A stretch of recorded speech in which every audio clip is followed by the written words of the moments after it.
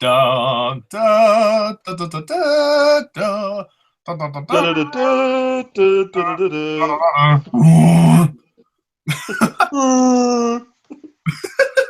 Hello, everybody, and welcome to this second reflection on Rogue One, a Star Wars story. Now, I hear you ask me, why are there two of these, Mr. TARDIS? Why are there two? Well, there were some logistical issues last time. The Watcher, who's here with me today, was unfortunately unavailable for the last one, and Alan was unable to reschedule, so we've had to do two reflections. I originally planned to have more people, but oh well, it's the way it works. So Well, it's two for the price of one. yes, buy one get one free. Yes. So we're here to reflect on the latest Star Wars movie, Rogue One, a Star Wars story, which is actually the first of probably many spin-off movies in the Star Wars canon, directed by Gareth Edwards. Who directed Godzilla? Yeah, and whatever that fucking is. Yeah. I don't know what. Oh, fair enough. Oh, was there a noise or something? I don't know. Sorry. Anyway, you're finally here. Would you like to give us your thoughts on Rogue One, a Star Wars story? Yeah, well, Rouge One. Rouge. Rogue One, a Star Wars story. Going into this film, I actually had quite quite a few expectations because being it's the first Star Wars spin-off, some people were maybe apprehensive, but from the look of the trailers, like the first trailers we got back in the summer, I think it was about the same time that we got the Force Awakens trailer the year before. Going into it, I had high expectations, and I think Gareth Edwards has really delivered with this film. I mean, I think this film is a fantastic spin-off, and really, and it really, My God. yeah, and it holds up really well as, in a way, its own standalone film, but it also ties into the original trilogy. I think it's worth. Sorry to interrupt you. I think it's worth mentioning that Rogue One is now officially the best of the Star Wars prequels. Yay! Yeah, Take that, George. Take that. Yeah, I mean, some people could say, well, you're not setting the bar very high with the previous three. But Sorry, Revenge. yeah, I mean, I like Revenge of the Sith, but even that has problems. But going into it, I had high expectations, but the one thing that did sort of worry me was the director. I mean, Gareth Edwards, he directed that Godzilla film, 2014, Yeah, and that one. yeah, and I remember seeing Ollie's reviewing it, of it, and it was hilarious. I mean, I absolutely agreed with him. Me and my friend went to see it. I mean, that film was just a colossal disappointment. That was, it was just completely. I mean, people were going on about it being better than the '98 film or whatever. I mean, I haven't seen the '98 film, but I heard that's even worse. But anyway, I mean, I remember seeing that film, and I remember they were promoting Bryan Cranston in that a lot, and he Yeah. died in like the first 20 minutes. Yeah. I mean, I don't blame Gareth Edwards for that. That's really the marketing team. They did that very badly. I mean, Yeah. You could see what Gareth Edwards tried to do with Godzilla, but it really didn't work. It just Yeah. the biggest sleep you've had in years. Yeah, actually, I mean, that's the thing. I mean, I know some people liked it. Like, I know it's got a, I know Mark Commode gave it a positive review, but just watching it, I mean, it was just the whole film. I was just wondering to myself, where the fuck is Godzilla? I mean, when the fuck is Godzilla actually gonna come out and fight someone? I mean, the whole film was based around Bryan Cranston's son and his boring family, And I'm going to be honest, I fell asleep during the film. I really did. And I tried. I tried to watch it, but it was just so boring. I mean, it's bad. Um, The side creatures have more screen time than the main creature of the movie. It worked. It worked in the 2005 King Kong movie, but it doesn't work here. It didn't really work here. yeah, exactly. It just felt really forced, to be honest. And I mean, that film was just it was a mess. And going into this one, you're thinking to yourself, is this gonna be good or is this gonna be shit? And I fucking well hope so. yeah, and Rogue One, I thought it was great. I mean, this film, like I said, it's a great standalone film, great spin-off. I really it is quite interesting because we were told before that there wasn't going to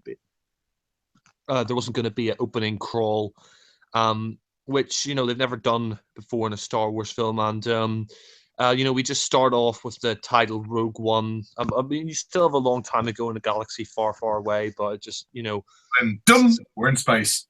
yeah, exactly. And I'm kind of glad they didn't have a opening crawl because it would have been a bit weird because since the opening crawl it always says episode something at the start. What are you going to call it? Episode Rogue One. I don't think they would have put the word episode in there, but I mean, to be honest, if you think about it, the whole movie is opening crawl. It's the opening crawl of episode 4, so why tell that again? I mean, I think because this movie's darker as well, it kind of works just being thrown straight in. It's a bit jarring when you first see the movie, but you kind of understand. I think it's a good decision. It separates the anthology movies from the Skywalker movies, if that makes sense. Yeah, it makes perfect sense. And the beginning is interesting because we see this star cruiser landing on this planet, and we see this girl running, and we find out basically it's a young Jinner. So run, Finn, run! Yeah, and her father's Mad Mikkelsen. Yeah, Lashif. Mad Mikkelsen's a good guy. What? Yeah, Mad Mikkelsen as Lashif. No, holy. Mad Mikkelsen is in this, and it's kind of funny because I remember I saw Doctor Strange a few months before this came out, about a month or so before this came out. Well, a couple of months before it came out, and and he was in that film as well, except he was a bad guy. I mean, it seems he's doing a lot of work for Disney recently. But yeah, I mean, he's a good guy, and I'm glad they cast him as a good guy because usually he plays the bad guy, usually he's the villain, and he's great as a villain. But casting him as a good guy for once, it's a nice sort of twist on things. I mean, he has quite a kind of, he has one of those faces. I don't know what it is. He has a really serious face. But I mean, in this case, it works because of his character's in a desperate situation. But as a villain, that's probably why he gets cast, because he has such stern expressions. Like, he always looks so cold. I mean, in interviews, he's obviously smiling and whatnot, but every time he's acting, you see there's that face. Would you sort of agree with that? He has kind of a villain's face. Yeah, I would agree with you. Like, anytime you see him on screen, like, he sort of has that, that Bond. I mean, he was a Bond villain, but he does have that Bond villain kind of face when he's in other stuff anyway. Like, he does have a sort of villainous looking face. And yeah, I mean, I will agree with that. I mean, but anyway, the opening scene itself, I think, is really good. We see Jin's running, and she basically tells her father, and he basically tells her to run and to leave and to go away. And yeah, we're introduced to Orson Krennic, and Orson Krennic, I think, is a villain. I mean, I think he does a good job. I mean, he's nothing special, but I think he does a good job. I mean, he is kind of a bit over the top, like throughout the film. Troublesome as ever. like that, I mean, he does have his over the top moments, but as a villain, he's serviceable. I mean, he's no Grand Moff Tarkin, which we'll get to later. But yeah, I mean, he does a good job, and we see him basically sort of threatening his family, and we basically find out that Jyn Erso's father, Galen Erso, is the man behind the Death Star. He's the one who helped to create the Death Star, and I mean, I think it's a really interesting story how that. Yeah, sorry. Yeah. Was she involved in the development of the Death Star? Because Krennic knows her as well. Because he lied about her death to, escape from the Empire. Yeah. So why come into all this? Because she's just kind of there, and then she dies. So she ended up being really pointless. Like, I don't get how Krennic knows her. Like, I don't know. I just thought it wasn't explained, but no. I'm being picky. Yeah, I mean, actually, I think they do they don't really explain it, but they do show you a flashback later when she's with Saw Gerrera. Oh, right. Okay. So yeah, she was involved with the Rebel Alliance. Okay. Well, I don't know if she's involved with the Rebel Alliance, but I think her father was working on the Death Star or knew Orson Krennic, and he knew them because Orson Krennic. Well, Jyn was there with Orson Krennic in a flashback, but yeah, I know what you mean about the mother. No, you're right. Actually, yeah, you're right. Sorry. There's that flashback when they're like having drinks or having dinner or something. And Yeah. puts Jyn to bed or something. Yeah. Yeah. Yeah. I mean, it's a brief scene, but anyway, I mean, I agree with you. I mean, I think her character is a bit pointless. Like her death, like I mean, why did he have to kill her anyway? I mean, I know she was pointing. I remember. Sorry. I said this in the previous hangout with Alan. If to make more use of her, what they could have done is they could have captured Lyra, they tortured her, threatened to kill her if Galen didn't come along and build the Death Star. I just think, or finish the Death Star. It just would have added a bit more tension to me and made her character a bit more relevant. And it may have also given Jyn another reason to stop the Empire. But I mean, because she just why did they kill her off like in the opening scene? It just doesn't make sense. But I suppose it was trying to be dramatic and show you like how evil Krennic is, and the Empire ruthless and stuff. But I agree with you. I mean, I think her death could have been. I mean, I mean, killing her off like that. I mean, surely if you want Galen Erso to work on a Death Star, surely he's going to be a lot more reluctant since you killed his wife. To work on it.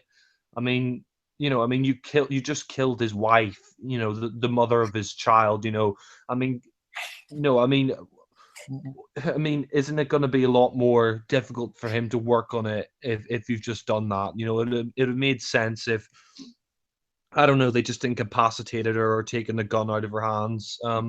But anyway, commenting on that, I mean, I thought the black stormtroopers, whatever. I mean, they were cool. I mean, it kind of don't be a racist. No, I mean, the black stormtroopers with Orson Krennic were cool. I mean, they kind of looked a bit too much like stormtroopers from A Force Awakens. That was my only problem. Like, they seemed a bit too high tech, but it's just a minor thing. Yeah, I mean, I think they're called Death Troopers from what I've read up. I think that they're called Death Troopers, but it doesn't really matter. I mean, you do see them in A New Hope, towards the end when Vader and the two of them go in the TIE fighters for the final battle. So from a timeline standpoint, it makes sense, but I suppose you can understand about the high-tech stuff. No, I mean, I know what you're talking about. I mean, I know they're the same stormtroopers, but they just looked a bit more... They looked more like the First Order's versions of the Death Troopers, if you know what I mean. They didn't look like the exact... For the first time, somebody rips off J.J. Abrams. But yeah, anyway, but yeah, I mean, that opening scene is pretty good, and we see she runs off and she goes down this vault or whatever it is. She's hiding in this underground vault thing, and we see. I mean, I did like the cut by Gareth Edwards. Like, it cuts to years later, and we see Saw Gerrera, opening the hatch.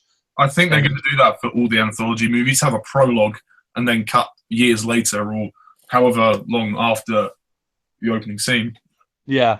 But I think that was done well, and the whole intro was great, and we see her like we see her then in this imperial prison, and she's this empire prison, and she's taken away, and I mean I do like the scene where the rebels come in, but I didn't understand like why the hell did she just beat up the rebels and try to escape? I mean the rebels.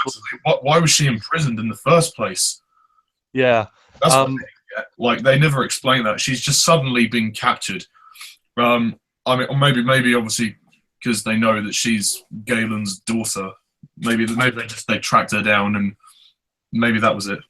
Yeah, I think that was it. But I mean, what I didn't understand was why, when the rebels rescued her, did she like beat the shit out of them and try to run away?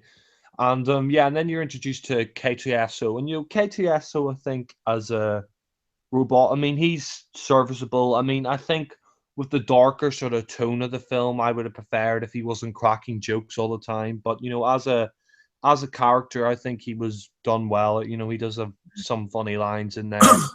I mean, what I like about this film compared to Force Awakens is that, this is a lot more darker. It's a lot more Original. yeah, original. Yeah, that's the word. Sorry, JJ, we do like The Force Awakens, but you did kind of borrow A New Hope. Yeah, I mean, that's the main thing I will say that this film has over The Force Awakens. I know Alan really enjoys The Force Awakens, and I know he ranks that above this and even Return of the Jedi, which, I don't get. But, I mean, The Force Awakens, it's a good film, but I mean, I think people have come to realize now that it isn't the masterpiece that they made it out to be. I mean, I remember when it came out, people were like Chris Stuckman was giving it an A, calling it the best film of the year. Jeremy Jahns was giving it an A, calling it the best film of the year. I mean, it was a good film, but I wouldn't go as far to say it was the best film of 2015. You had stuff like Mad Max Fury Road, you had The Revenant, The Hateful Eight, Legend. I mean, I thought all those films, most of those films were better and more original than Force Awakens, even though I did enjoy it. But our favorite movie of last year was not last year, 2 years ago now, was Spectre. Yeah, exactly. Yeah, and that film was sort of disregarded by some people at the time. Like we just said it was okay, but I thought it was fucking awesome. yeah, I loved it, and I still do, and that's still my favorite Bond film. I don't care what anyone says. But yeah, I mean, I think The Force Awakens, since Rogue One has come out, the hype has died down. People sort of realized that, yeah, I mean, it did borrow a lot from A New Hope, like the whole, the Which map is of Luke okay. Skywalker. There's a fine line between ripping off and homaging. They do homage A New Hope and the other two very well, but they do it a little bit too overtly. You can do it, but just be subtle about it. Like this movie pays homage to A New Hope, but it does it subtly and with all the references. Like they're not so in your face. I mean, The Force Awakens is still an enjoyable film, definitely, still really good, fun. Yeah. But I prefer this. I just prefer this.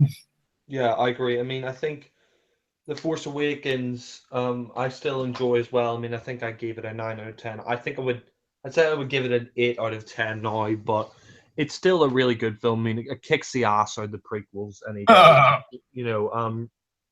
and Abrams did do a good job with this film. But I feel like, and I think a lot of other people like you would agree that, yeah, it did sort of borrow a bit too much from A New Hope, and while it was a good film, it wasn't a masterpiece. And J.J. Abrams, I think, is a bit of an overrated director. I mean, he's not a bad director, but I think he's pretty decent. But yeah, I think he's a better technical director than he is a sort of story wise. Yeah, I mean, I think he can't really write, to be honest. I mean, if you look at Star Trek Into Darkness, it was just sort of borrowing too much from The Wrath of Khan. I've seen this movie before. Oh, it's called The Wrath of Khan. Yeah, yeah, but anyway, getting back to Rogue One, yeah, I mean, K2SO is a good character, and it's really cool seeing the nods to the original film, and seeing the rebel base on Yavin 4 from the first film, that was great. We're reintroduced to Mon Mothma, except it's a different actress, but she looks a lot like Mon It's really Mothma. good how well they cast her. Yeah. Honestly, she's a lookalike. I mean, you think she'd almost be related to the original actress. Yeah, I mean, you would think if if you were just watching all the films for the first time, that she was the same actress if you'd only watched Return of the Jedi recently and didn't know it came out like 30 years ago. But I mean, no CGI work done there. I mean, obviously for two other characters, but for Mon Mothma, no CGI work there. Yeah. Misa, Jar Jar Pigs. Oh. Thank God he wasn't in the movie. Yeah. We really needed Rogue One, a Jar Jar story. Oh God. But anyway, yeah. Apparently the saga revolves around Jar Jar. He's the key to all this. well, he does give the Chancellor emergency powers. Yeah. Sorry, back to Rogue One. Yeah, but anyway, having Mon Mothma back was great. I think that scene itself was great. Like, we see them talking to each other, and she's basically sent on a mission to bring back Galen Erso, but then we find out that she's basically going to be Galen is she's been given false orders, and Galen is going to be killed by the rebels because he's built the Death Star. And the Death Star itself, I mean, I really like the how they recreated it. I mean, I don't know if they use models or CGI, but it looked like the same Death Star from A New Hope. And maybe it was a mixture of the two. I would like to say CGI, because I think Gareth Edwards, apparently his background is visual effects, so I'm going to say CGI, but it's very convincing nonetheless. Yeah, but I mean, all those scenes as well after that, like we see there's that funny line, where K2SO says, you're going to let her keep her gun. She has a 92% probability of killing you, or something like that. Yeah. Or where it's like, it's something like the odds are very high, something like that. And and Cassian's just not having any of it. He's like, yeah, well, whatever. Yeah, and I think some people complain about this film that the characters aren't developed enough. But to be honest, I don't really see that problem. I mean, I don't really think that's a big issue in this film, because the whole plot of this film is basically retrieving the Death Star plans, and I think for the characters that they have, they explore them enough. I mean, I think the backstory, they're okay for what they are. Some are along for the ride, but most of them are right. They all have a place in the story, more or less. Yeah, I mean, and I think people who make that complaint, well, you got to realize it's only one film. They're only doing one film. It's a spin-off. They can't really. Unless they make a prequel. Yeah, I mean, at least with Rey, you can develop her more. With Star Wars Episode 8 and 9, but here you can't really. But I think the characters, they get enough screen time and their backstories are developed enough. But I mean, like you said, I mean, there's all those great homages. Like there's that scene where they're in the they're in that desert town, and the Jeddah marketplace. Yeah, in the Jeddah marketplace, and they bump into those two guys from A New Hope who have to look at the bar. I mean, that was a great scene when I saw it. I mean, it was brief, but it was just like, I didn't expect that, actually. Really, I really didn't expect that, because I had to kind of think for a moment, like, oh, it's that guy from the bar. Oh, yeah, exactly, yeah, and and that scene itself, I mean, even though it was a brief reference, it was great. It wasn't like throwing the references in your face. Like, I think maybe one other criticism that everybody's forgotten to mention is the fact that we have another desert planet. I mean, you might just call it Tatooine, please. Tatooine. I mean, they needed one to blow up, so that's probably why they had to call it Jeddah. But it's like, you got Jakku, you got Tatooine, you got Jeddah. You got 3 desert planets, really. Yeah, I mean, I do agree with you there. I mean, I think having it in another desert was a bit uninspired, but it was. I mean, it was a small nitpick. Yeah, But stop. yeah, but the scenes itself, like we're introduced to Donnie Yen's character. I don't quite remember his name, but I think his name's called. I think he's called Chirrut Imwe, as I believe. yeah, but his character, I mean, he's quite good. I mean, it's interesting. He's not really a Jedi, sort of. He knows the Force, but he's not really a Jedi per se. He's just kind of this Yeah. guy. But I mean, he's interesting.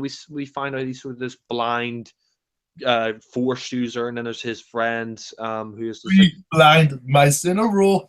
yeah, and there's this other guy, this other Asian actor who's his friend in the story, and he carries this big fucking awesome machine gun laser He's pistol. like a tank. That guy. Like I think his name is Baze. Like he's just this massive guy with a massive tank on his back.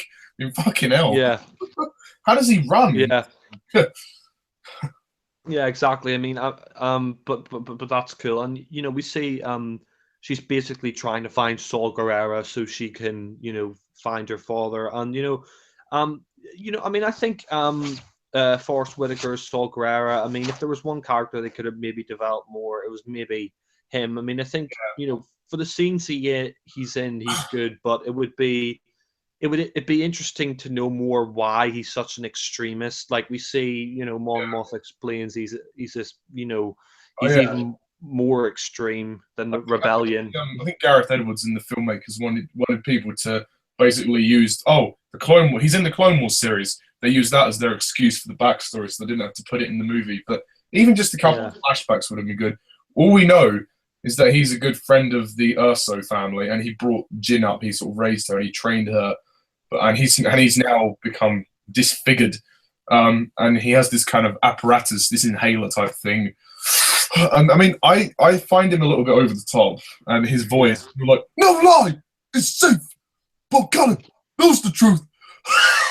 I I mean, find it funny. Sorry. fair enough. I mean, I know some people complained about his voice. I mean, the one thing I did complain about was when he does find out defected stormtrooper and he takes out the inhaling thing. It just reminded me of Darth Vader. It's like, did you really need that? The breathing apparatus. I mean, I understand he's dying, but it just reminded me too much of Vader. And I mean, the whole defecting stormtrooper thing is good as well, but I think it would have been cooler if there was a twist where the stormtrooper was actually not a defector, because it's kind of like it is a bit like the Force. I sort of got a vibe of the Force Awakens from that as well. The fact that we had Finn, who's a defecting stormtrooper, and now this other defecting stormtrooper. Even Oh, are you talking about the pilot? yeah, Oh yes, yeah. I see what you mean. It's in a different context, but I guess there was an inspiration. But yeah, they sort of Finn's reason for defecting was obviously because he didn't like what the First Order was doing. Bodhi, I think his name, the pilot, his reason was to deliver a message. So I mean, two very different reasons, but I understand why you think that. Yeah, it is similar. yeah. But it's not really. It's a minor nitpick. It's like a minor thing. It didn't really affect the film for me. Um, but yeah, I mean, Saul Guerrero is a character. I mean, I think Forrest Whitaker did a good job. I can understand why you why you think he was over the top, but They will run no longer. Save the rebellion. Save the dream. yeah, I mean, there was that one scene with the octopus that I know Chris Stuckman took the piss out of. Like it was like tentacle porn. I mean, I wouldn't go that far. I mean, No, no, I mean, it's a bit misleading in the sense that I mean you kind of think, oh, is he a villain? But then obviously they say, oh, he's an extremist, so he has his extreme methods of interrogation, and obviously he thinks this pilot is an imperial imposter, but then he says, oh, I have a message from Galen Erso. So you're kind of thinking, hang on, why is he interrogating him if he's saying to him, I have a message for you from Galen Erso? But I think he doesn't trust him. That's why. Like he said he didn't trust him. Like, um, but anyway, going back to Rogue One. I mean, I think yeah. So Forrest Whitaker, Saul Guerrero did a decent enough job. I mean, one thing I will say about Rogue One is I just love the attention to detail in this film. I really respect the fact that they got everything from the original films down to a T. I mean, bringing back the original Stormtrooper outfits, that was great. Seeing that on screen, that was just awesome. Like seeing all those Imperial officers in the old grey uniforms from episodes 4 to 6. I mean, to me, I don't know if you'd agree. It felt like an original movie, particularly with the final battle as well. Yeah, it did actually. Yeah, I mean, it did. I mean, you could tell it's a new film, but I agree with what you say. Like, I mean, it felt like this was part of the original trilogy, and that's what I really enjoyed about it was the fact that the attention to detail was so great. Like, they had the original costumes, and you could tell they had models as well. Like, there's that great shot of one of the Imperial Star Destroyers, and it's fantastic. Like, you see it in the shadows, and then it comes out. And I mean, one thing also to point out about this film: this is the first film not to be composed by John Williams. Yes. And to be honest, I think they did the right thing. I mean, even though John Williams is a great composer, I think his score for The Force Awakens was pretty weak. I mean, it wasn't bad, but he just reused a lot of his, There were some great themes, like the Kylo Ren theme and Rey's theme, but there were you could tell that he was running out of ideas. But I mean, the man. I mean, I'm not going to knock him because the man has a humongous legacy upon him. But I mean, I think a huge props to Michael Giacchino for doing his best for Rogue One. It may not be a classic score, but it's pretty good actually. It's surprisingly good. Yeah, I mean, I agree, and I'm not bashing John Williams. I'm just saying that No, of course not. his score wasn't fantastic, but anyway, I mean, I think the film, after that, we see there's that big fight in the town, and we have a lot of action, and I have to say, the action here is really great. I mean, what I really like about this film, like I said before, is the more darker feel of it, the sort of gritty, realistic feel to it. And I think Force Awakens kind of lacked that. I mean, there was action, but but when you had the action, it just kind of felt a bit more.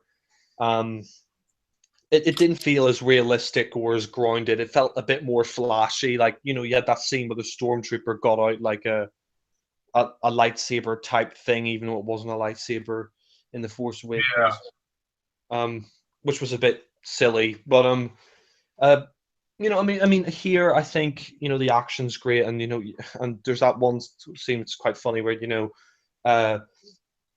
Erso shoots K2SO, and he's like, well, she thinks she shoots him. He's like, "Did you think that was me?" or something like that, and after that, I mean, it's interesting because they shoot one of those like bombers, and I mean, this may sound a bit of a weird comparison, but all the bombers and extremists, it just kind of reminded me a bit, because it was in a desert setting and they were wearing like those clothes. It kind of reminded me a bit of like something you would see in the war in Afghanistan or something like that. It kind of brought that. Yeah, it kind of brought that sort of like the sort of feel like the Taliban or something like that. You had these guys throwing bombs in the desert with these. Also, that scene with the guards in the open desert when they're dragging the pilot out as well. When he's saying, "Oh, I need to talk Guerrera," and then like they're like talking in whatever language they're talking in. That kind of, I was like, okay, this is like kind of a little resistance group, like of the Star Wars galaxy, anyway. Yeah, exactly. And I mean, I think those scenes were, I mean, maybe some people would be a bit too realistic. But I thought those scenes were great. Like, a sort of, it made it feel more real, if that was the thing to say. But yeah, we see, I forget his name. What's his name? The Mexican guy. I forget his name. Oh, the Spanish guy, Cassian. Yeah, Cassian. Sorry.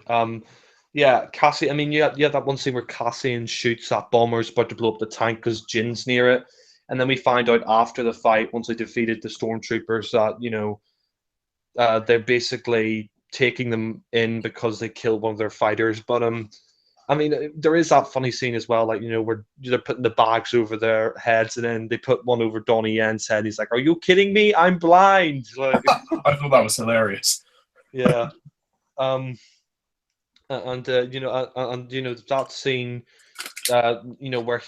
where Ray encounters I mean, Jin. sorry, yeah, Jin, not Ray, sorry. Yeah.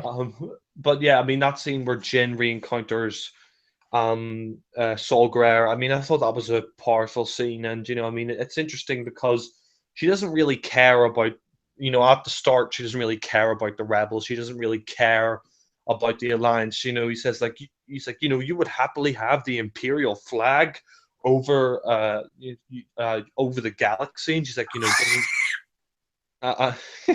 yeah, and she's like, it doesn't really. He's basically saying, you would rather have the Imperial flag flying over the galaxy, and she says, it doesn't really matter unless you look up. We basically see that she doesn't really care, that she thinks that the rebellion sort of brought her pain because, the Empire killed her mother, and, she's sort of been living on the edge because of the rebels and all of, the stuff that they've caused.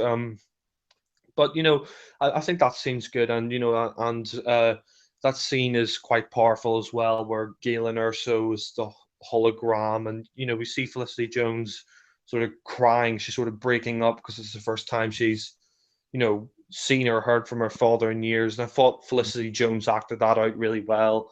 And also, I mean, what I found was great was the explanation finally to the fault in the Death Star from the first film. I mean, You wouldn't have thought that, would you, George? No.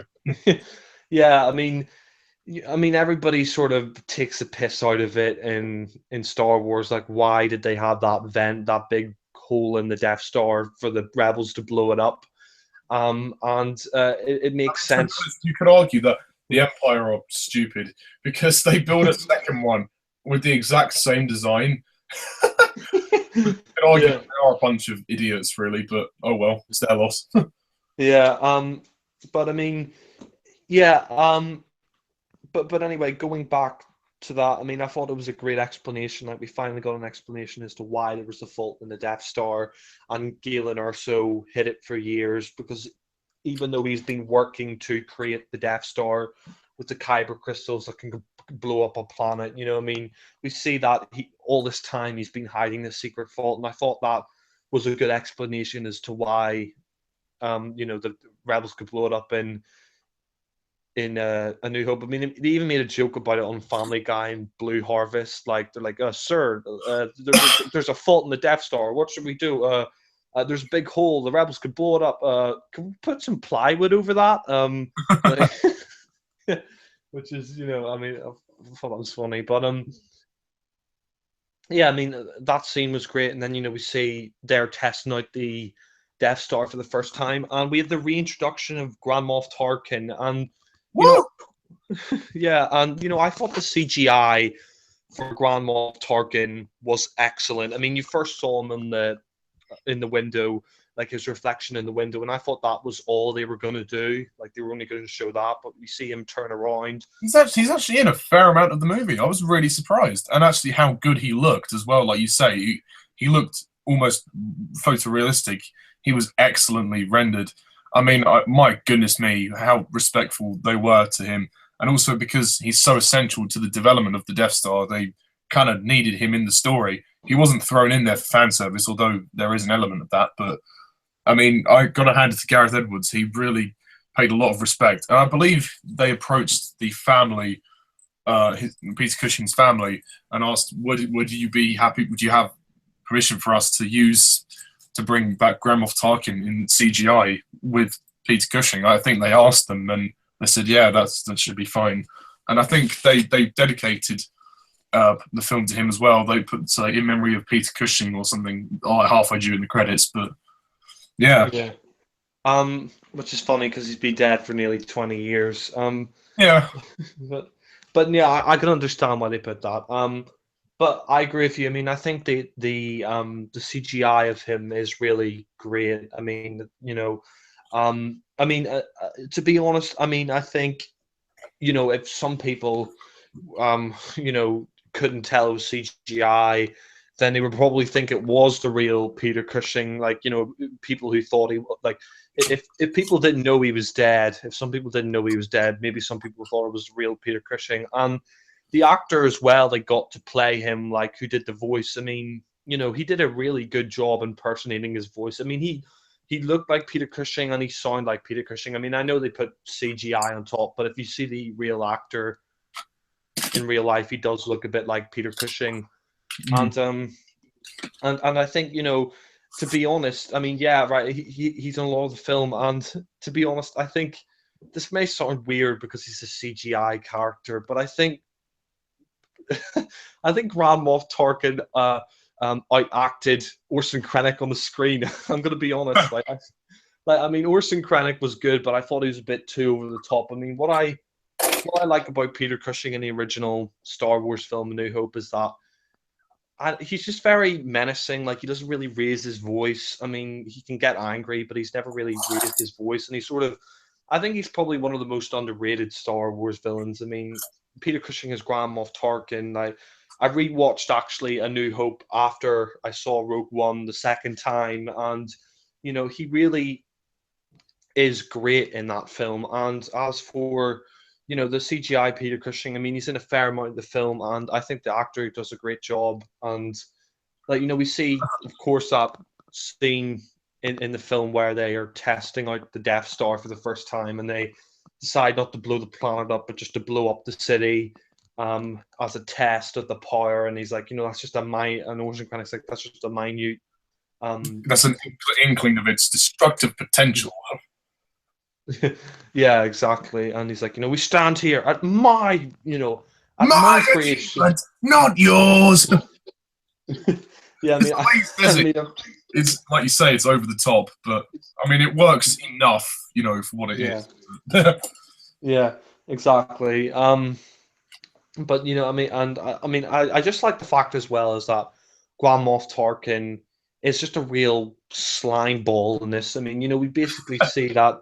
Krennic, he's the one who helps make the Death Star, and then Grand Moff Tarkin claims it as his idea, and we see after that that really great scene on Mustafar, I think it is, with the return. We'll call it Mustafar because it's never really stated. Yeah, but it has the return of Vader, and I mean, bringing Vader back. I mean, I know I watched Chris Stuckman's review before I watched the film, like his non-spoiler review, and like he said, Vader is hardly in it, and to be honest, I didn't understand his review. I mean, he was just sort of complaining. I mean, his main problem was there wasn't enough Vader, and to be honest, I didn't mind it. I mean, I thought, Vader, for the moments he was in, were very effective. I mean, the story isn't about Darth Vader. The story is about the rebels stealing the Death Star plans. I mean, what could have Darth Vader done? I mean, Alan said, what could have Darth Vader done? Just sit around the Death Star all day, I mean, Alan also said that Vader doesn't give a shit about the Death Star in Episode 4. He's like, don't be proud of this technical terror you constructed. He doesn't give a crap. It's all talking. So, I mean, Vader obviously has a role to play in this movie, and it's great that they had the two scenes that they did, but I thought they were perfect, and they just fed in really nicely to the movie, especially the ending, but we'll get to that later. Sorry, I'll let you carry on. Yeah, I mean, yeah, exactly. I mean, Vader even says, don't be too part of this technical terror you've constructed. The power to destroy a planet is insignificant next to the power of the Force. I mean, it makes sense that Vader isn't in it that much. And what would he do? Go around the galaxy chasing, Jinner? So no, that would just be stupid. If you watch Vader, watch the originals, and even, dare I say it, the prequels. Yeah, watch the end of Revenge of the Sith if you want more Vader. No! yeah, apart from that scene, you could skip that bit.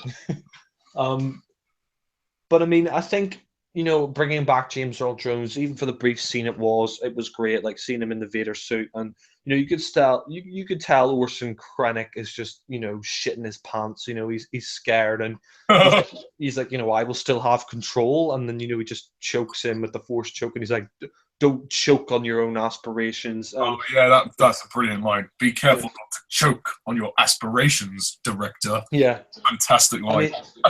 I mean, I thought it was great. I mean, I know one guy. Well, I know a few people who said like Vader doesn't make puns. He shouldn't have done that. But he has made puns before, and he was taking the piss out of him. Because he knew he was scaring him. In episode 5, he says to the guy he kills, "Apology accepted, Captain Nida." Yeah, exactly. Like, even my cousin said that. Like, I mean, he does make puns, so I don't know why people are complaining. Some people complain about that line, but yeah, I mean, for the brief scene, it's not even a pun, really. It's just a play on words. Yeah, it's just a one-liner, Yeah. But I mean, I think that scene was great, and bringing back James Earl Jones, even if it was only for a few minutes, he did a great job. I mean, he really did. And it was great just to hear that voice one more time.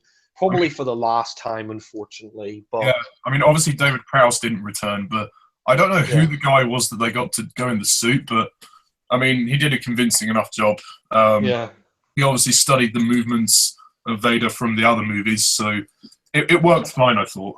Yeah, I mean, I think when it comes to the physical, body of Vader, I think you can't really beat David Prowse because he was like 6 foot something. He was really tall, and he was like. I mean, and he was really built as well. He was a bodybuilder. So, when you see Vader in those original films, the guy's built. I mean, they got Hayden Christensen to do the suit in Revenge of the Sith, and he did a decent job. But no David. Padme, is she safe? Is she all right?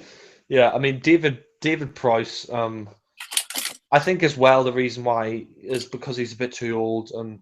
Not only that, but I think he fell out with George Lucas because he was dubbed by James Earl Jones in the original trilogy. Yeah. But yeah, I mean, the scene of Vader's in is great, and I mean the scenes after that where they find out Orson Krennic goes to that planet, and he's going to execute all the scientists. He's like, who did it, and Galen admits it's him. And then he just kills them all anyway. I mean, I kind of saw that coming. I didn't think he was going to spare the scientists, but that's the first time I've ever seen Mads Mikkelsen shit himself. yeah, exactly. Like, and I think that scene with him and Jin is really acted well. I mean, the one thing I will say I find a little bit cheesy was that whole Stardust line, like Stardust, my Stardust. Like, I didn't mind it. I thought it was quite sweet. It was, it was nice. Yeah, it was nice that it had a purpose. It wasn't just thrown in there. They used it as the name of the file that they got at the end for the plans. I thought that was quite sweet, but I can understand. No, yeah, it made sense. Yeah, I mean, no. I mean, it could be worse. I mean, it's not the prequels, is it? Yeah. No. I mean, I just find the line a bit cheesy, but I don't mind it. Like, it didn't piss me off. I mean, it made sense at the end. Like, I kept saying, like, to myself, why does he keep calling her that? And it's like, oh, right, because he's going to name the file Stardust. Like, it makes sense. Like, my friend, when he first saw it, he said, oh, what, the Robert De Niro movie? Like, oh, yeah. That's a good movie. Robert De Niro dresses up in a tutu and starts dancing. I mean, would you? I haven't actually seen the movie, but I don't know if I can watch it because Robert De Niro's dancing in a tutu. I tell you what, even if you just watch it once, it's worth it. He's actually really, really good. Even that he plays one of the most original roles you'll ever see him play. Like he's like this camp pirate captain. It's just so funny. But that's another review for another time. Would you? It's funny. He goes from Taxi Driver and Goodfellas. At the end of Taxi Driver, he shoots up all these, he shoots up all these pimps and stuff, and he shaves his head. And then in Stardust, he's wearing a fucking tutu. Well, I mean, it shows the guy has range, but Yeah, I know. getting Yeah. back to Rogue One, would you say that Galen's death was a bit too soon or a bit too predictable? I thought it was slightly, but I mean, it works for the story, but I kind of predicted he was going to die. Yeah, I mean, I agree. I mean, I thought his death, it was kind of like. I mean, I thought, he was probably going to die because he admitted he was behind the flaw in the Death Star, and I thought it would have been nice if he made it out alive. Like, the rebels come in and they start blowing up the place, and he gets killed in one of the blasts, and it would have been nice if he did survive. But I think actually, given the ending that is on this film, it kind of makes sense, and it kind of makes the last moment on the beach a lot more powerful as well. The fact that Galen's died, and the fact that certain other people will be joining him, that makes sense. Yeah. Yeah. But I mean, I think, yeah, I mean, that scene. I mean, I did think it was quite a nice scene, though, between the two of them. Like, I thought Mikkelsen's acting was great, and I thought Felicity Jones was especially great. Like, seeing. I do think they should have had more dialogue, though. It should have been a bit longer, like, because all he says is, "Oh, look at you. I have so much to tell you," and then dies. It's like, oh, is that it? Come on, there's so much more you wanted to say. Then just say it. I'm just being. I think he was dying, so we couldn't really say it anyway. Jin, remember to get the. Oh. Jin. Jin, I fucked your mother. God. Oh God, I have so much to tell you. Jin, you got a sister. Do. Jin, I'm weeping blood. Jin, I'm actually a woman. You woman. No, but I mean, I thought that scene was acted well, and I like the fact they sort of brought back the rebel outfits from Return of the Jedi. Oh yeah, like the hats as well. They were really good. Yeah. And I mean, I think the scene afterwards, like, where she goes back to the ship and she confronts the Spanish guy. Sorry, I keep forgetting his name. Cassian. Yeah, Cassian. Yeah, I think that was a really good scene where it's just like, oh, it's grief. I've seen this all before. You're just blaming me. You're in shock. You're putting, and you're looking for some place to put it. But it's also kind of like he has his own little mission to kill Galen. So there's that kind of conflict there, which is really nice. I thought very interesting. Yeah, I agree. And I thought that bit was really well acted between the two of them. Like, we basically, he says, like, you're not the only one who lost everything. I've been in this fight since I was 6 years old. And she's like, you still can't excuse. It's like you still can't excuse it. I mean, but it was kind of funny. Like, when I heard that line, you've been in a fight since you were 6 years old. So what? Like, were you given a gun when you were like 6? Like, here, kill the Empire. Like, Daddy, what's this gun? Yeah. I think maybe he just means like that was when the Empire, arose, and that was how long I've been in the fight. Essentially meaning that he was a victim in the fight, but. I know what he meant. I was just joking. Yeah. Oh yeah, no. I mean, I was going to say that'd be weird if he joined the Rebel Alliance at 6 years old. Fucking hell. It's like, I'm ready to kill a fucking stormtrooper. Todos los días. Hey, give me a pack of Doritos. Hasta la vista, stormtrooper. God, yeah. Oh no, my gun fell off. I'll be back.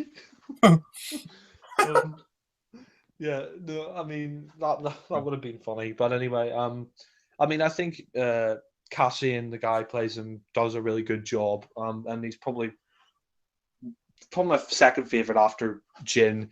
And we see them go back to the rebel base, and it's great actually the fact that they brought back Leia's father, Bail Organa, for this. From Revenge of the Sith. And when I first saw him on screen, I was like, "Oh, this is awesome." I mean, you know, the fact that they actually brought them back for this film was really cool. I mean, I thought they weren't going to That's mention another in. point. How long after Revenge of the Sith is Rogue One? As in the prologue, obviously, because like is that like a few years or like it's never really stated. Well, I think she's a young kid at the start of the film, and she's like 20 odd by the end of it. So 18, 20. So I think maybe, well, I mean, it takes place, well, actually, it takes place just before New Hope at the end, if you remember. So I think it's about 20 years Yes, later. because she must be around the same age as Luke and Leia. Then, Yeah, yeah, like yeah, maybe she's a exactly. bit older actually. Maybe she's a bit older. Yeah, Yeah. And I mean, I think, uh, but yeah, bringing him back was great. And you know, I mean, you can tell he's aged a bit because it's been like 11 years since Revenge of the Sith. But to bring him back was great. And you know, you have that. You know, when they're talking about Obi-Wan Kenobi, and he's like, "Who are you going to give the mission to? Collecting the Death Star plans." Like, I would trust her with my life. And you know, it's basically we find out it's Leia, which we'll get to later. Um, but yeah, I mean, that scene was great, and you know, we see afterwards, you know, they basically, you know, they go back to the rebel base, and you see C-3PO and R2-D2 again, which was awesome. You know, that was another surprise. I didn't expect that as well. yeah, I mean, I suppose it kind of had to have them in because you know, if you think about it, C-3PO and R2-D2 are the only ones that have been in all of the movies so far. Like, Yes. Also because they end up going yeah, onto the ship at the end. Uh, yeah, I mean, obviously in Revenge of the Sith, they travel to Yavin 4 at the end. They're you know 3PO's mind is white. So then Rogue One is perfect because then you know like literally 10 minutes later they're going to be on the ship heading out. yeah, So, and it's interesting. They had the same ship at the end of Revenge of the Sith. mm, Yeah, which is which is interesting. But I mean, yeah, that scene was great, and you know, and when we're basically told that they can't go because everybody has to agree. But it kind of seems to me that that's kind of a bit of a weird system. Like, you know, not everybody's going to agree. You know, if one person disagrees, you know, and everybody else agrees, why wouldn't you go? But anyway, that scene was great, where you know they're all leaving, and you know, Diego I mean, Luna's the one character. thing about that scene, it was a very quick turnaround. Like nobody believed her. Then all of a sudden, all the other characters were like, "Yeah, we'll fight with you." I was like, "5 Yeah, minutes ago, they were telling her she couldn't do it. So what? What happened there? Yeah, like it made yeah. the previous bit redundant, really. I think they all sort of believed her in the end because she was sort of protesting. But I think that bit was great, and you know, and when and when they go off and they you know, and they go off in their ships, and you know, it was a nice scene where Diego's like, "I believe you," and they're all there. And I have to say, the final act of this film is probably the best part of the film. I mean, it I is just agree. fucking awesome. I mean, it really, I mean, it reminds me of a war movie. It reminds me of like The Longest Day or something like that. You know, It's like Star Wars met Saving Private Ryan. yeah, yeah, something like that, or like yeah, Star Wars meets Cross of Iron or something like that. You know, World War II movie. I mean, it was really awesome. Like, you know, we see them landing on the, you know, the beaches, kind of reminds you of D-Day or something like that. And you know, it was really, it was, you know, I mean, it was a really awesome scene. And you know, and seeing, you know, the Imperial Walkers back, the AT-ATs, you know, bringing them back was awesome. You know, you had, you know, and you know, and then like, you know, arriving on Scarif, you know, to find the plans. I mean, I just think the whole final act is just brilliant. You know, I mean, it really is. It reminds you so much of Star Wars. It reminded me a lot of A New Hope and Return of the Jedi, like the final battles in those films. Like, Oh yeah, um, particularly the space battle as well. That was epic. yeah, and they have references to like the other Star Wars films, like you know, we have Red Five standing by and all that, Yeah, and it, Gold Leader standing by. yeah, and it makes sense, like because I think Red Five or Gold Leader gets killed, so Luke can take over the position in the next film, and it's just really cool. And and that whole final battle, like, we see them going in, they dress up as Imperials, and that we see them going into the control tower, and that's all really good stuff. And when she finds the plans that says Stardust, cool. I mean, I did like that scene. It was kind of funny, like, when the rebels are all blowing up the place, and Orson Krennic's like, "Are we blind? Get to the station!" Deploy the garrison. Yeah, He is kind of like over the top that it's funny. I don't know why, yeah. but to certain moments, he's like, "We stand here and it's my achievement, not yours." And then, when he's like, "Are we blind? Deploy the garrison!" He kind of reminds me a bit of Colin Baker from the Twin Dilemma, the way he's just like really over the top and shouting. Disconsolect. You don't even know what. My fault. Calm down. Oh. Oh, God. I'll bring up that shit again. God. Yeah, but I mean, that was really good, and we see they're trying to connect the cable to the tower and bring down the shield so they can transfer the plans to the ship. And what was also cool is they kind of had like a character that was similar to Admiral Akbar. I mean, it wasn't Admiral Akbar himself, but it was a similar sort of character, like, and it'd be cool if he just said, "It's a trap," or something. They had a similar sort of ship that he was in, Yeah. a hover seat and everything. I mean, it would have been nice for Admiral Akbar to be there, but I think it was fine. It's not a major thing. I think that guy, whatever he was serviceable enough. You kind of got the idea, really, but yeah. I mean, Admiral Akbar. I think the reason why they didn't include Akbar is because maybe they thought that was too much fan service. Like, yeah. I mean, he was in The Force Awakens, and he'll probably be in Episode 8 and 9 as well. So, yeah. That was enough. Yeah, and I mean, I thought the final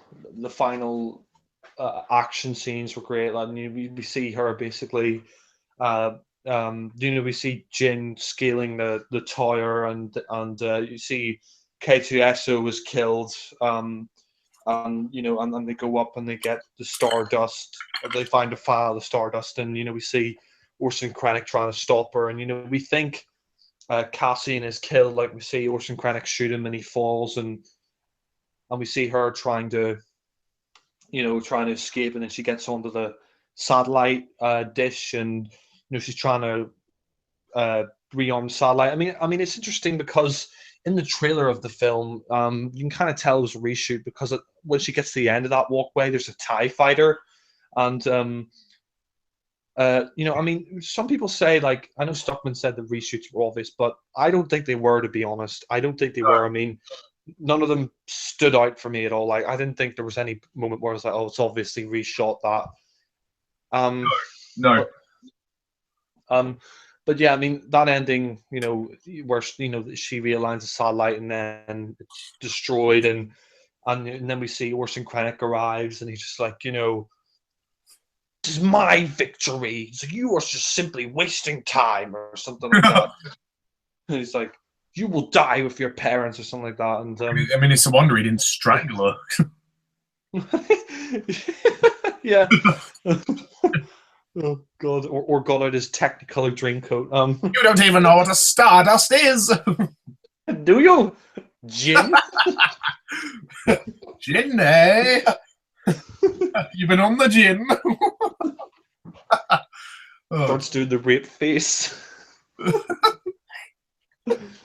Craggy Bob. Craggy. Oh.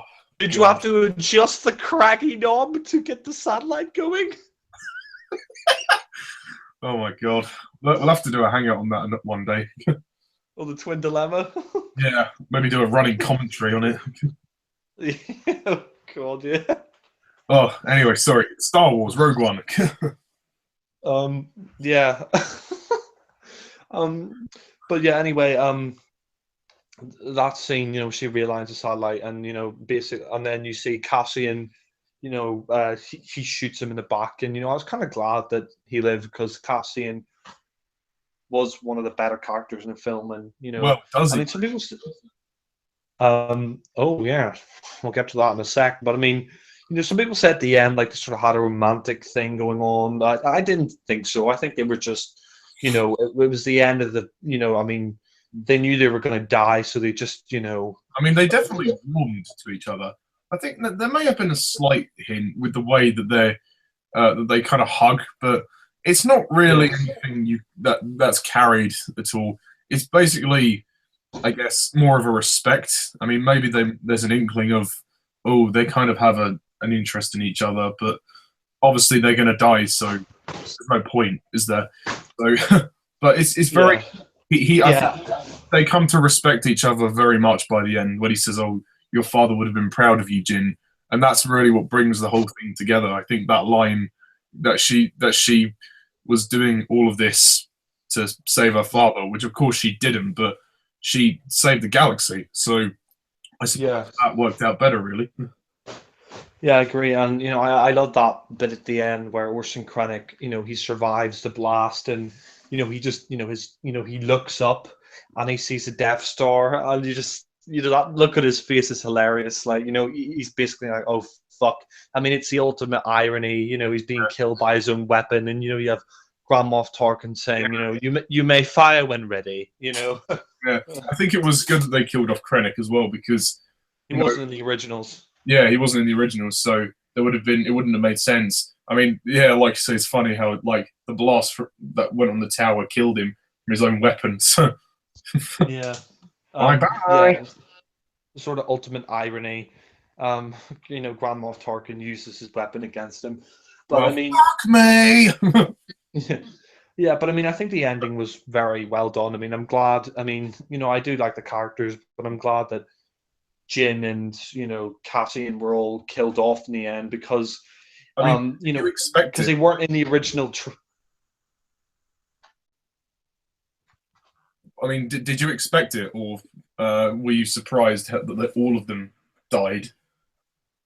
I was kind of surprised that all of them died, but at the same time, I was kind of expecting it in some way because they weren't in the original trilogy. Like, I mean, I wasn't, if you know what I mean, but I Yeah. thought like, if they survived this, how do they explain it in the original films? Yeah. I mean, you could probably have thought maybe some of them would die at least, like Donnie Yen's character and a few of the others, but you would have thought maybe Jin and Cassian would have made it out, but Yeah, even like they, there's that one line that Donnie Yen, the actor, keeps repeating, like, um, "I'm one with the Force, and the Force is with me. I'm one with the Force, and the Force is with me. I'm one with the Force, and the Force is with me." And I and wonder how many times they had to write that in the script. yeah, it's funny because like when he's dying, he's like, "I am." His friend says, "I am one with the Force, and the Force is with me," and like, like I mean, it's kind of funny in some ways the way he keeps repeating it all the time. But we see he makes the ultimate sacrifice because he activates the switch to And let it's the live as well, which is kind of amazing. yeah, yeah, um and I mean, I think, yeah, the ending, I think it was handled really well as well because not only did it make sense that they didn't survive, but it also showed that you're not always going to have a happy ending. Not everybody's going to live, you know, Yeah, always. I mean, I think that's maybe one of the problems of Force Awakens is that Finn gets hurt and and he survives, but here everybody dies, and it makes a point that not all the time. I mean, even if you do win in the end, you're yeah, still going to pay a price. Like, it made it yeah. more realistic. Like, I mean, it was very moving the way they went down together. They all went down with dignity, knowing that they'd at least contributed to saving the galaxy, and also Jin went yeah, down knowing that she made her father proud and she'd achieved, she's completed their mission, and that was as far as they would go. But it was also a statement to say life is dark sometimes, and people die, and but I mean, just when you thought it was going to end, then it went onto the ship.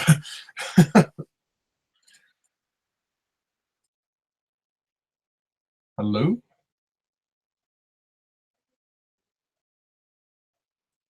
hello.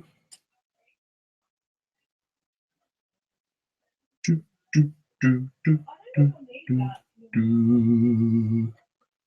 Wop, pop, pop, pop, pop, pop, pop. Mm, mm, mm. Whoop, whoop, whoop. Jack is gone for the moment, so we'll just wait for him to come back.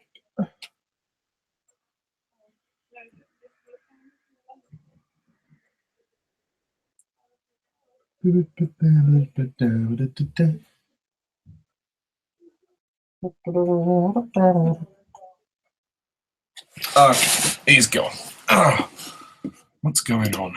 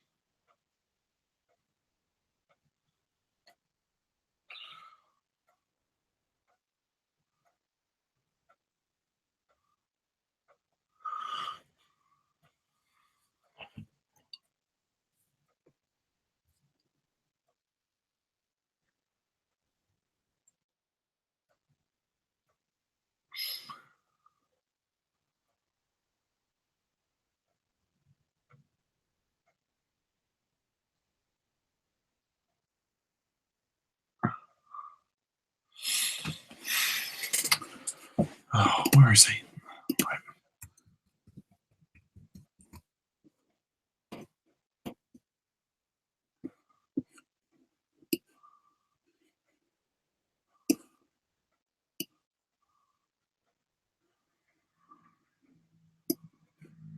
Jack.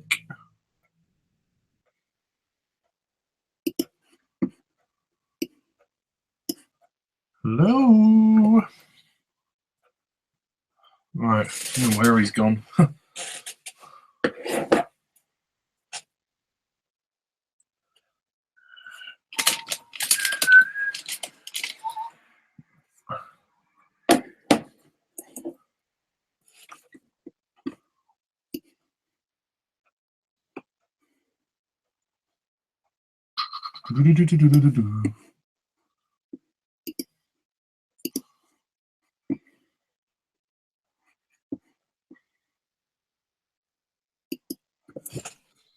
Hello.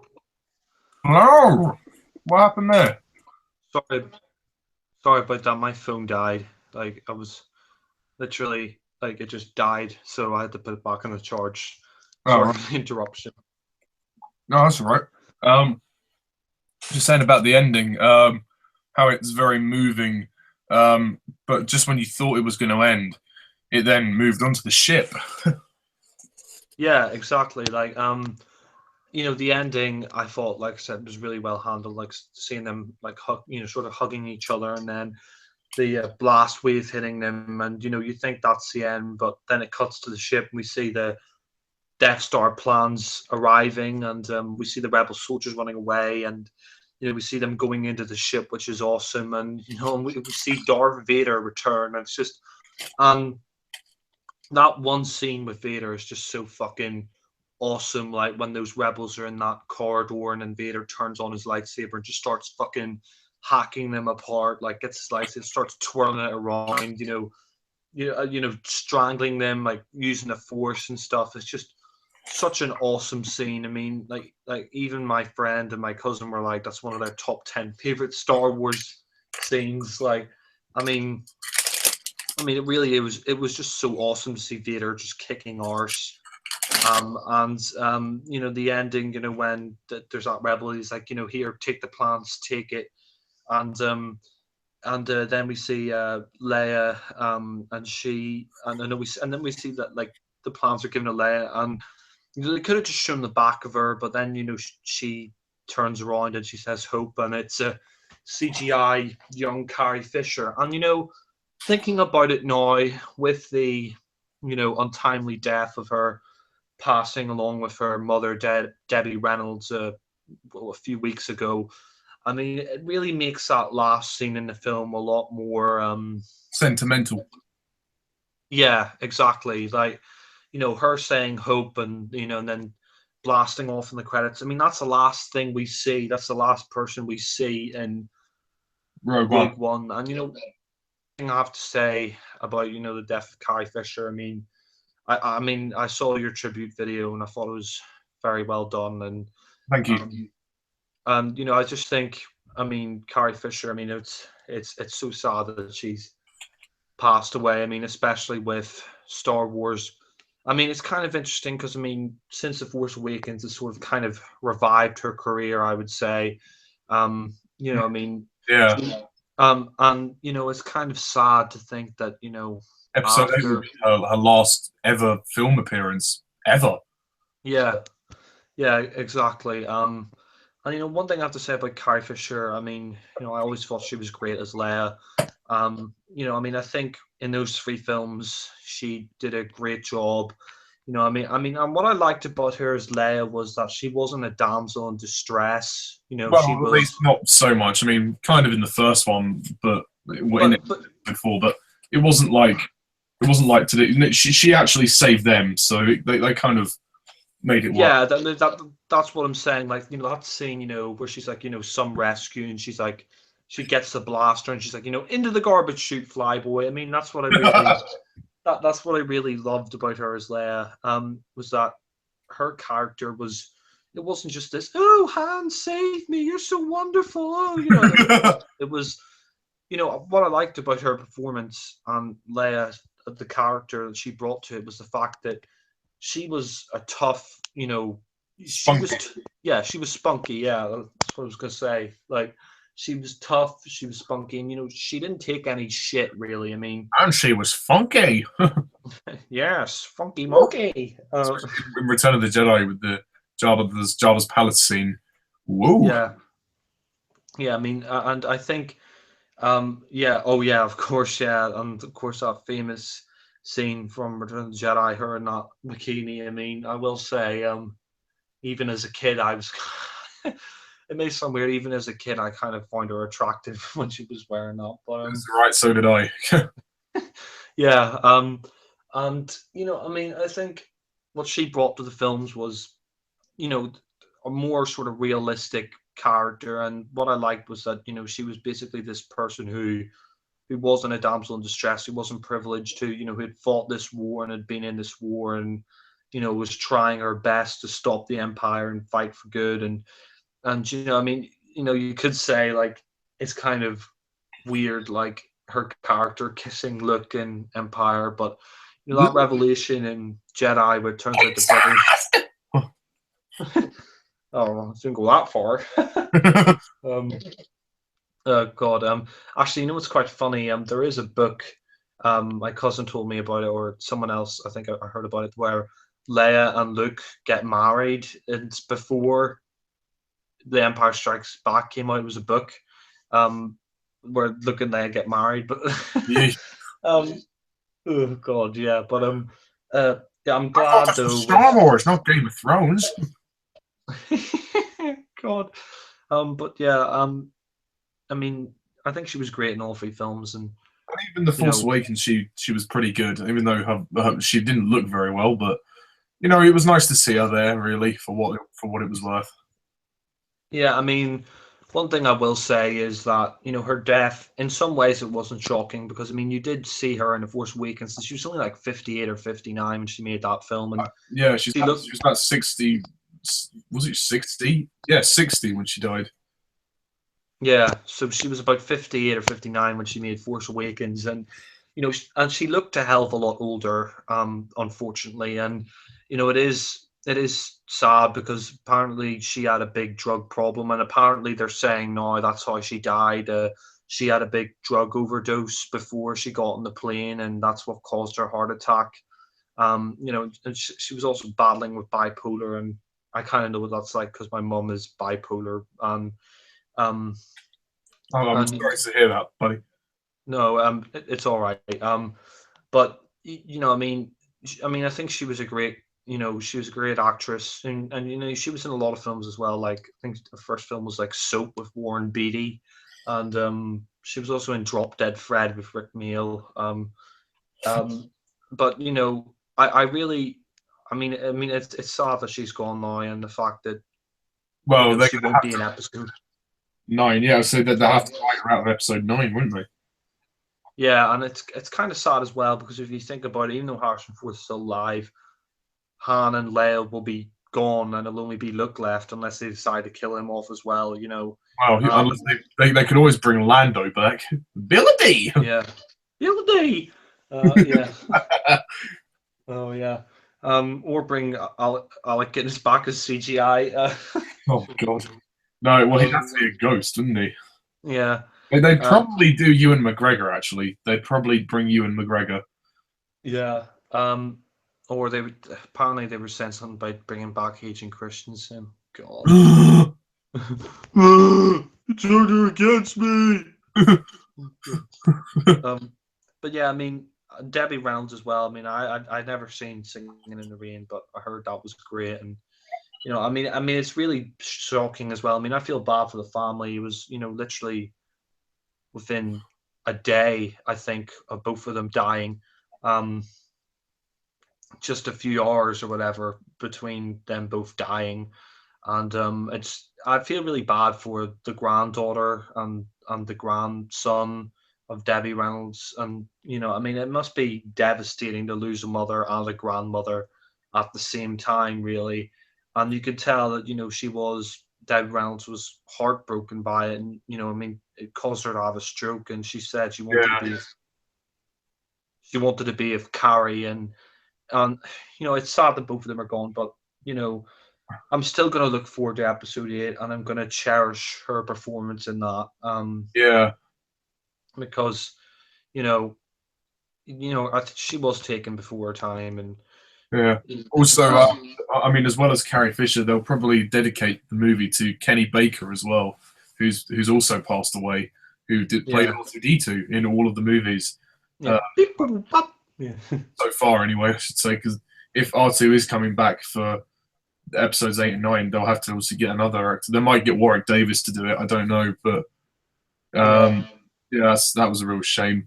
I know him and Anthony Daniels didn't get on very well, but they were a great pair on screen. They did have a good chemistry as well. So Yeah, they it's were hilarious, and it's sad that he's gone. And C-3PO and R2D2 always have been a great comic relief of the films. But anyway, wrapping up on Rogue One, I mean, overall, I think this is a great film.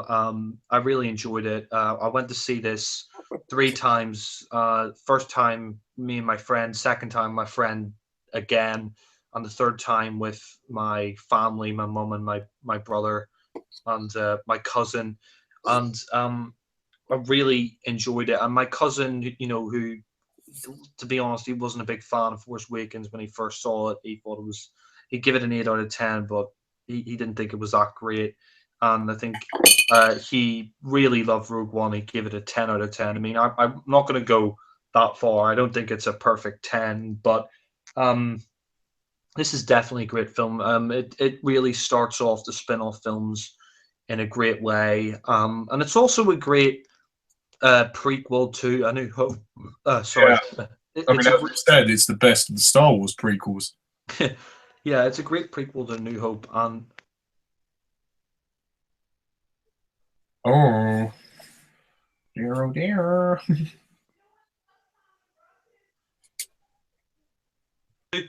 uh, hold on, someone said.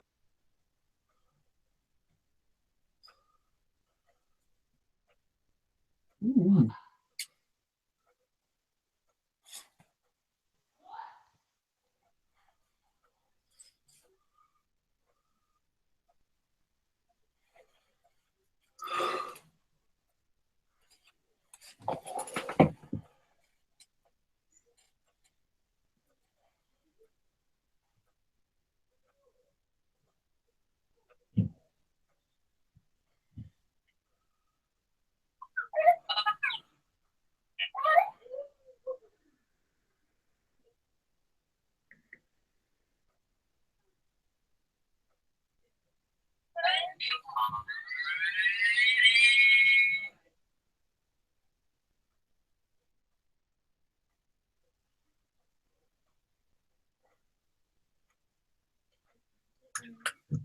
Hey, back. Sorry, I just had to bring my mum down a dustpan and brush. That's all right. Sorry. Yeah. I mean, overall, I think it's a great film. It's a great prequel to A New Hope, and yeah, the best of the prequels. Sorry, George, but Yeah, take that, Revenge of the Sith. Take that, George. Revenge of the shit. But I mean, overall, I think it's a great spin-off as Yeah. well. I think the action's great. And it really does fit in with the rest of the films. And I mean, it's funny because I watched it for a second time, then after that, I went home and watched A New Hope, and it really does. It really does help that.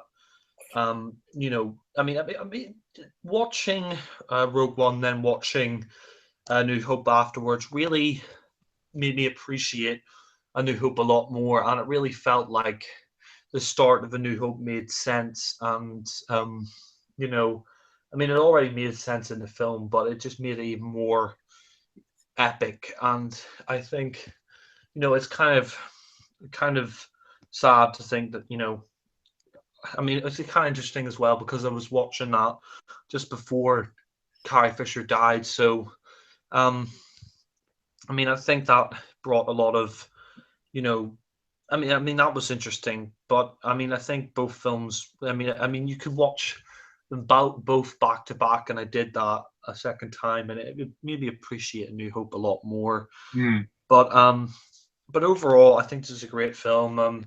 Definitely the best of the well of the prequels. I mean, if I could rank it with the others, some people might not rank it with the others, but I think I will.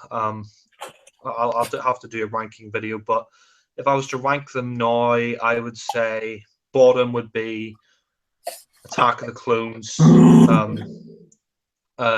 which is 4 out of 10. Then number 7 would be Phantom Menace with 5 out of 10. Number 6, Revenge of the Sith, 7 out of 10. Number 4, Rogue One. I'm gonna go. No. Yeah. Sorry, number 4. Sorry. You mean number 5, don't you? Sorry, number 5. Yes, sorry, getting confused. Number 5. Star Wars: The Force Awakens. Probably give it a 7 out of 10. No, 8 out of 10. Number 4 would be Rogue One, 9 out of 10. Number 3, A New Hope, 9 out of 10. Number 2, Empire Strikes Back, 10 out of 10. And number 1, Return of the Jedi, 10 out of 10. And that's how I'd rank them all. I mean, I'm kind of a little bit disappointed that Alan ranked Return of the Jedi number 5. Like he put Rogue One and Force Awakens above it, but hey ho. I mean, it's his opinion, but I mean, I respect his opinion, but yeah, but that's how I'd rank them. So I put Rogue One in about halfway through the list. I agree. I put it number 4 as well. I mean, everyone's different, Yeah. Yeah, that's fair enough. So one thing I'll say about the prequels very briefly is that it was really the fact that we were haunted by the scripts that he never should have given us. God. Oh dear. George. Actually, yeah, I agree with you. I can bump my rating down from Revenge of the Sith to a 7 out of 10. It is decent, but it's not great. I think 8 out of 10 is a bit generous, really, because it still has problems in the script department and overused CGI, etc. And I think the first half of it is a bit filler with the whole Jedi Council thing and the opening that went on a bit too long. Yeah, I'd probably agree with that. Yeah.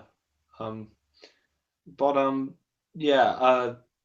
So I guess we're wrapping up. So how would you like Oh right, well, what would you rate Rogue One out of 10?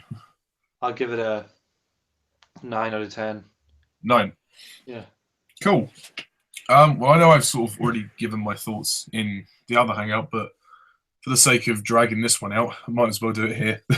Well, I mean, to be honest, I need to do some work. So if you don't want to, if Okay, you don't want to that's talk, fine. I've kind of dipped in and out when you've been talking anyway, so that's fair enough. Um, yeah, I um, mean, as a final, I'd say I'd rank the movies a bit different to you. Numbers, no, sorry, number 8 be The Phantom Menace. I rate that 5 out of 10.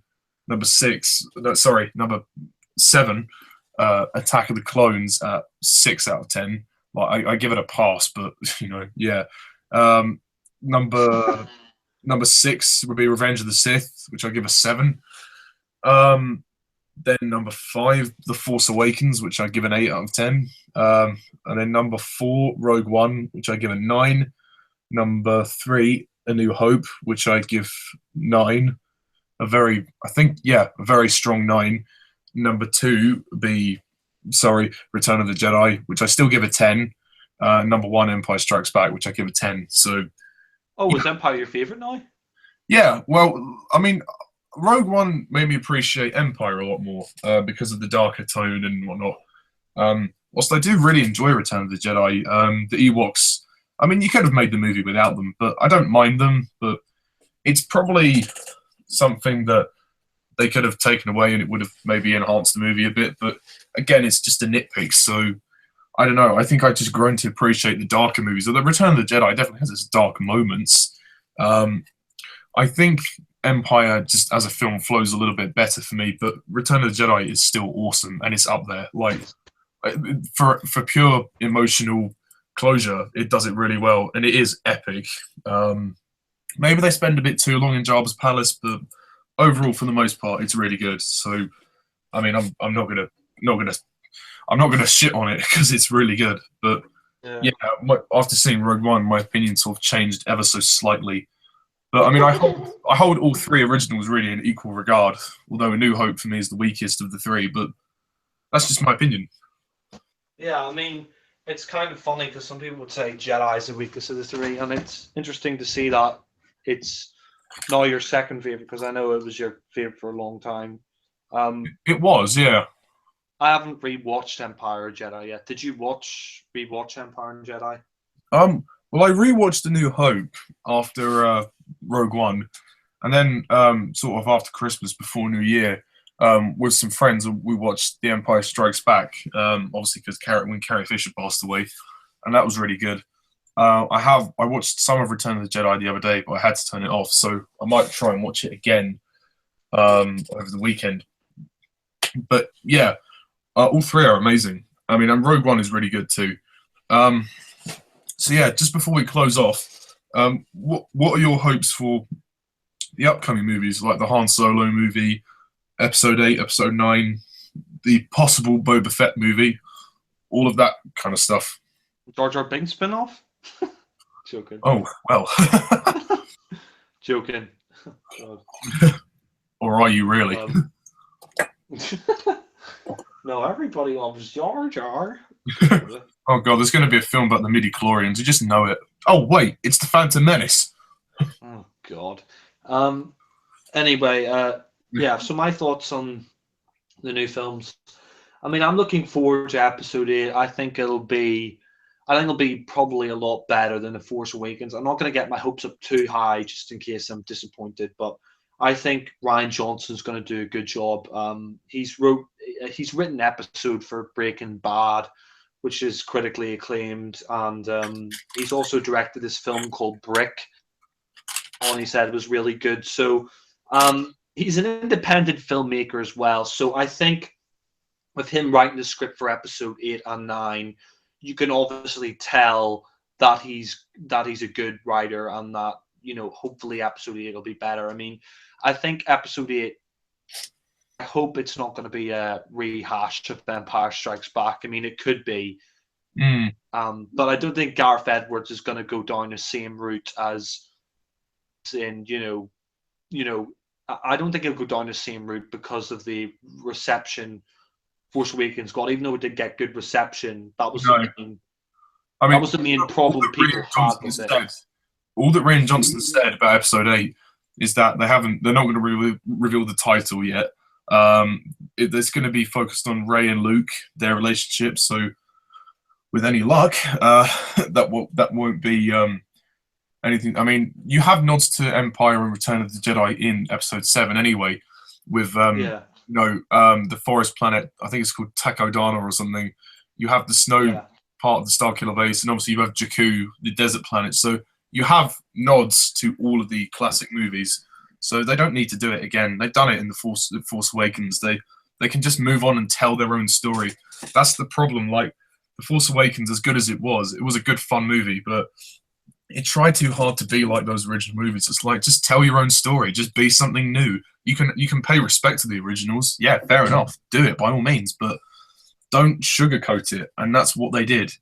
JJ gets a little bit too wrapped up in nostalgia because you can tell he's in love with the original movies, which is fine. But there needs to be a point where you rein it in, and I don't think he did that. And even some of the story elements were ripped off, like the BB-8 thing with him holding the map. It's like, we've seen this before, in A New Hope.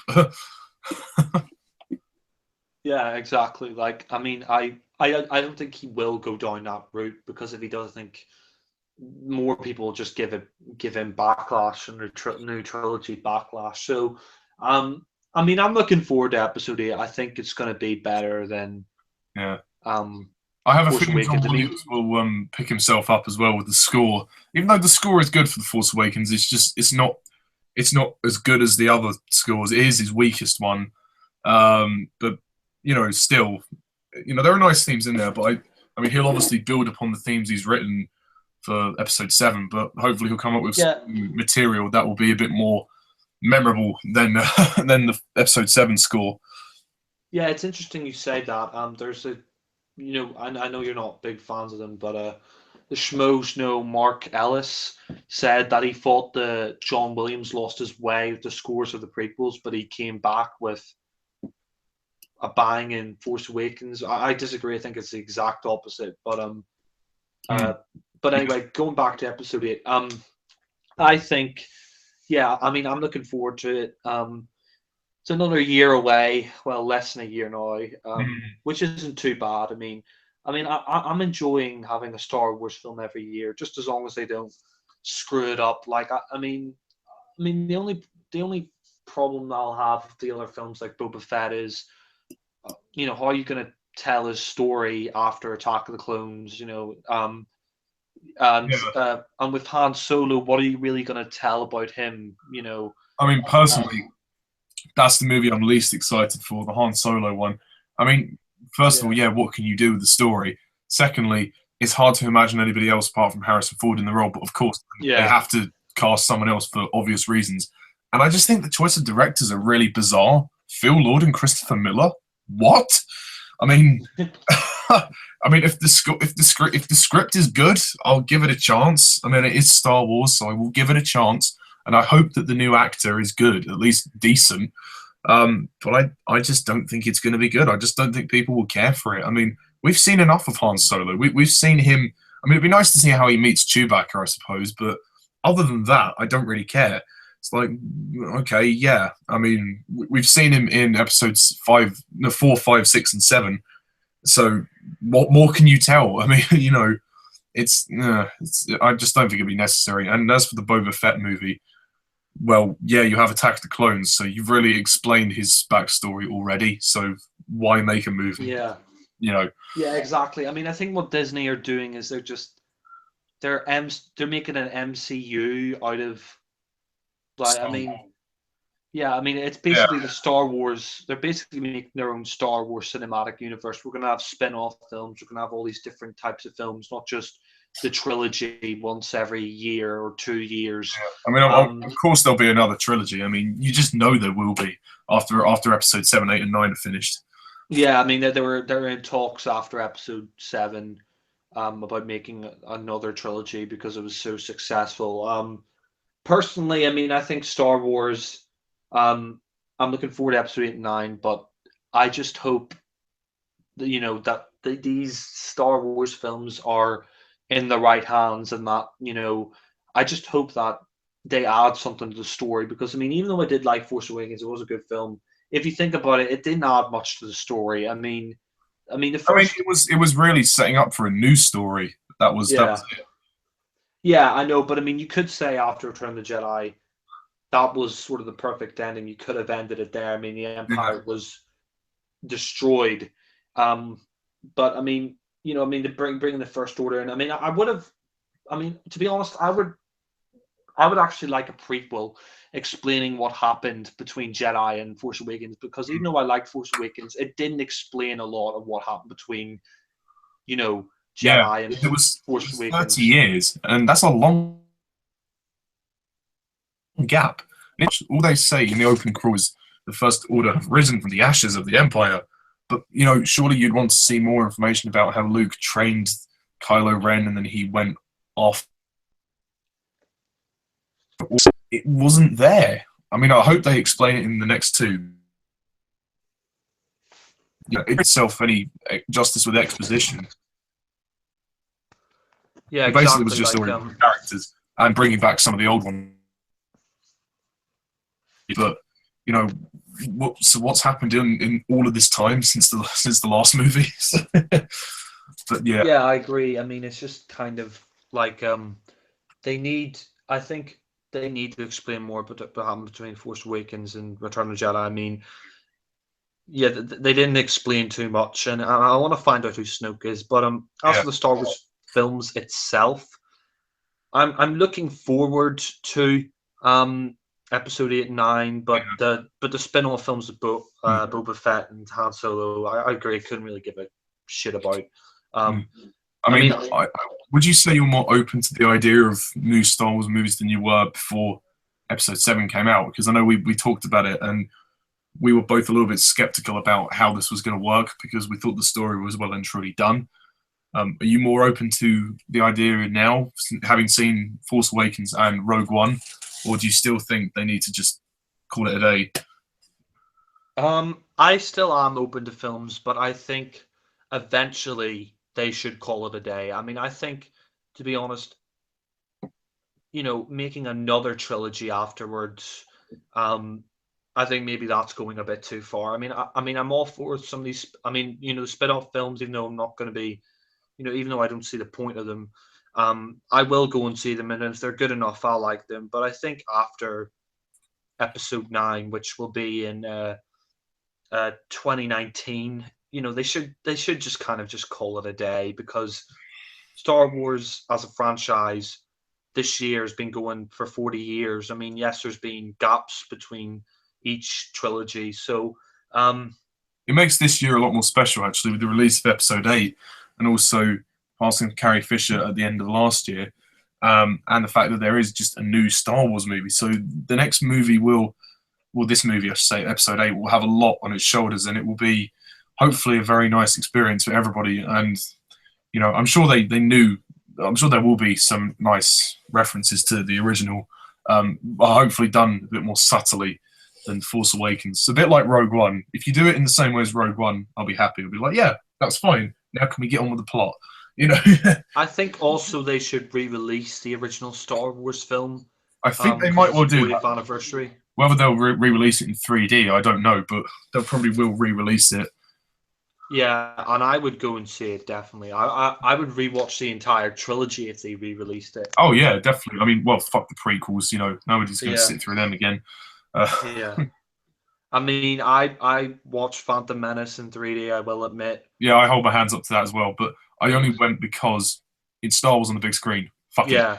I, And I mean, and I wanted to say to my, like, if I ever had children, I saw all the Star Wars films in the cinema. yeah, I mean, I would still see the prequels in the cinema if they were re-released. But again, I'd rather see the originals. But if you had to re-release the prequels, I'd go and watch them because I did see Revenge of the Sith when I was like 8 years old when it came Yeah, out. same, yeah. It did impress me. Obviously, over time, it's gone slightly down in my opinion, but It it's hasn't still aged great on the big well. screen.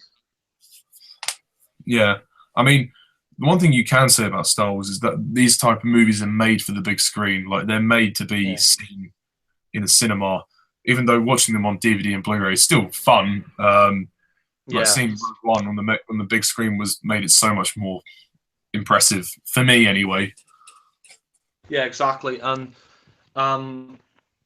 I agree with you.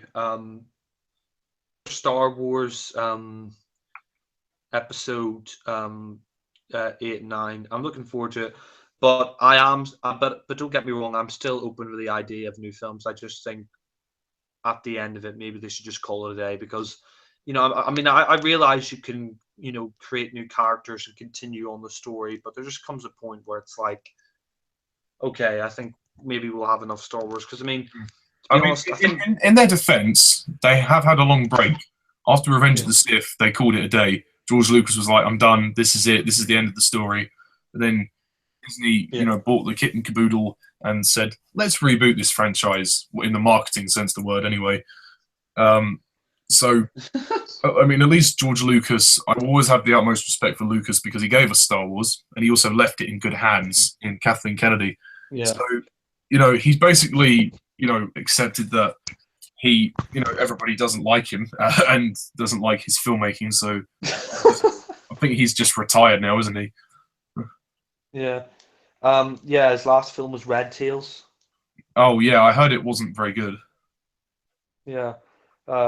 More of a CGI fest. Yeah, well, but expected. I mean, but yeah, as for George Lucas, I mean, I agree. I mean, I still don't understand all the hate he gets. Like, I mean, I understand, the prequels are bad, but he still gave us Star Wars.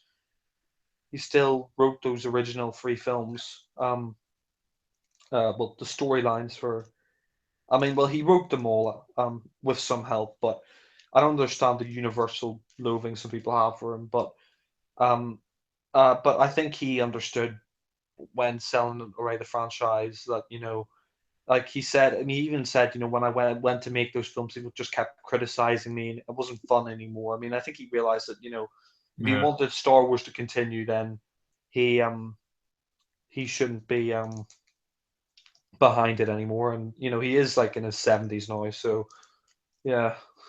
Yeah, I mean, he basically, when he was interviewed, I think when Revenge of the Sith was coming out, someone interviewed him and said the first 2 were really hated, like, by the critics. Like, did that hurt you? And he's like, well, yeah, I mean, it hurts, but at the end of the day, I made it the way I wanted to make it. So he basically didn't care. He was like, yeah, well, they can criticize, but I'm making this movie the way I want to make it. So, that's it. I mean, obviously, deep down for him, it hurts, but he's getting on with his life. So, I mean, at least you could say the original movie, everything kind of just fell into place. He didn't really have an idea of how it was going to work, but it somehow just came together. Yeah. So I guess we're sort of the end of this hangout now. Yeah. I mean, Rogue One was a great surprise, and I'm glad that we both really enjoyed it about as much as we did. Alan's bumped his rating up to 9, by the way. Of Rogue One? Yeah, he originally gave it an 8, but he's bumped it up to a 9 out of 10. Where does he rank it now? He puts it, well, I think he puts it around number 4, so the same as us. He puts it at number 4, above Return of the Jedi, below The Force Awakens, which I don't agree with, but that's, it's his opinion, so yeah, can't blame him for that. I mean, I understand it, but I don't think any of these new films are as good as the original trilogy, but hey ho, I mean... Yeah, I mean, that original trilogy is timeless, but yay, Rogue One, we love it. So... Yeah, sorry that we had to do this reflection in 2 parts, but, that's just the way it worked. And thank you for joining me, Jack. It's brilliant to talk. And we will see you guys next time for another Hangout. We'll probably be doing Episode 8 Hangout later in the year. And maybe some other Hangouts for other movies. Maybe The Hobbit? The Indiana Jones one as well. And maybe The Hobbit. Yes, and The Hobbit, which will be a lot of fun.